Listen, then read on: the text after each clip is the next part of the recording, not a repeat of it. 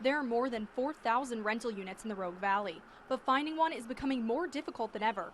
Right now, just 105 of those units are available, a vacancy rate of 2.5%.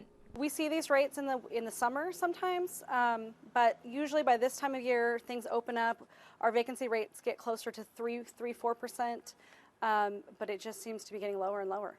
Roberts is a property manager at Sterling West. She says during the summer, rental vacancies were under 1%. The limited availability is quickly driving up costs. Rental prices are rising because of it's a basic supply and demand. Not a lot of inventory drives up the prices, so renters are paying $1,200–1,300 a month for a basic 3-bedroom, 2-bath house.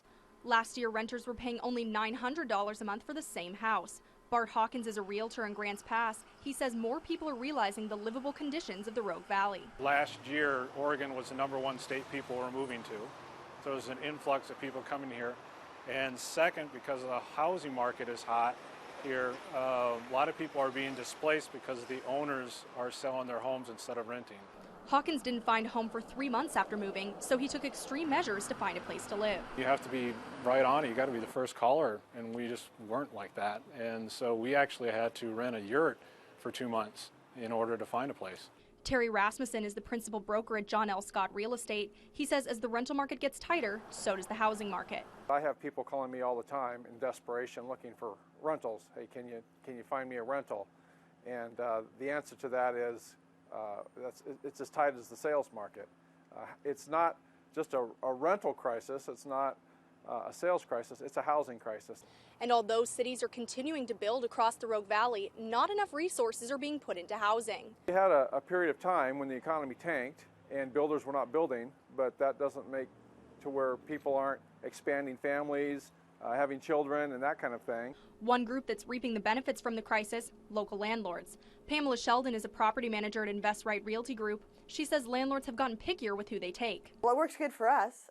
We can raise rents and ask for get better tenants when we have better screening guidelines. The biggest thing property managers and landlords recommend is being aggressive about being first on a list. As long as tenants meet the guidelines set up by landlords, they will be given the spot. Sheldon says keeping good credit is another key factor in finding housing. People have lost their homes through all the foreclosures we went through and all, and they don't have their credit back. Credit's really important. Tenants need to pay attention to their credit and get their credit rating up. Property managers say to pay application fees right away. Applications won't be processed until the fee is paid, and that's the easiest way to lose a spot. Covering your news, Megan Allison, News 10. Full-time working families are struggling to pay rent across the Rogue Valley. The Housing Authority of Jackson County's Section 8 program provides vouchers to secure rentals for families in need. The program then helps pay the rent. We wish we could help more people. We have about 5,300 families on the waiting list today. We're assisting around 2,200, so there's still this huge need. So that's the hard part of our job, is telling people, I'm sorry, you'll have to wait. That waiting period is often as long as 3 to 5 years. Kara Carter has been working at the Housing Authority for 15 years. She says it's never been so difficult to find a rental. Our families, even with vouchers, are finding it really difficult to even find an apartment to apply for.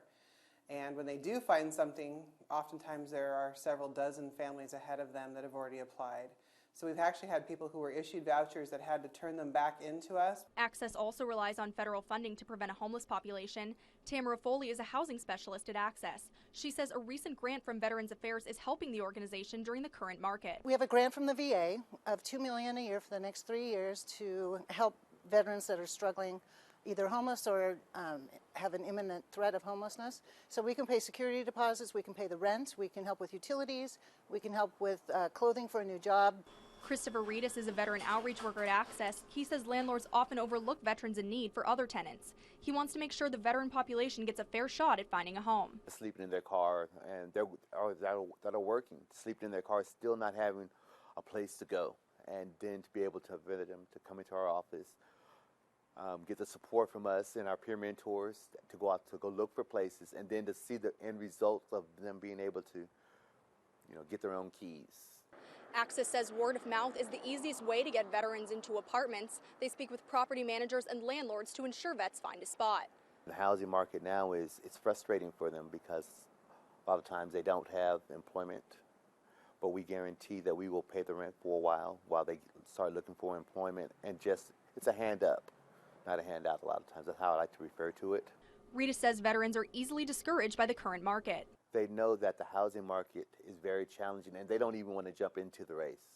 I mean, they are already downcast. They already have given up, but we haven't given up on them.